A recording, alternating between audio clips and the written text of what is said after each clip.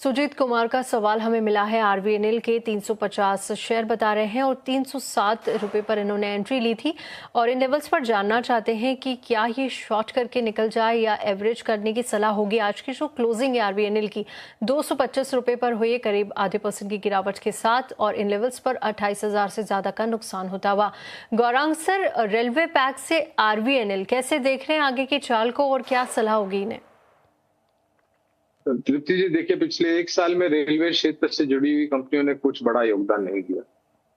2000 उसके पहले जो भी खबरें थी, नीतियां थी सरकार की, उसको लेकर के बहुत ही शानदार ऊपर की तरफ के दायरे देखे।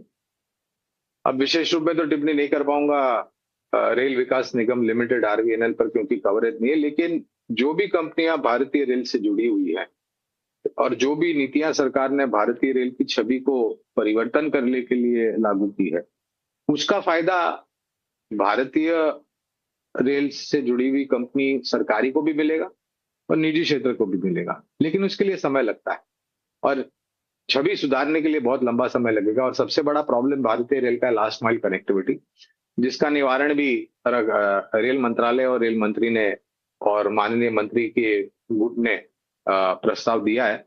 वो पारित होना और उसको लागू करना समय लगेगा।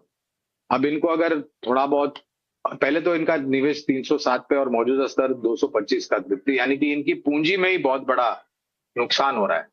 तो पहले तो ये है कि पूंजी मिलेगी कि नहीं लौट करके, मुनाफे तो दूर की बात हो जाती है।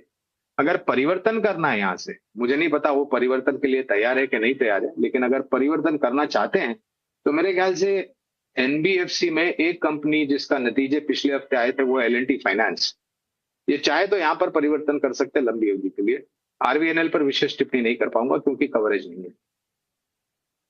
बिल्कुल ठीक। तो ये सलाह एक तरह से आपको पूरे सेक्टर के लिए भी आती हुई यहाँ पर नजर आ रही है। चलिए आगे बढ़े।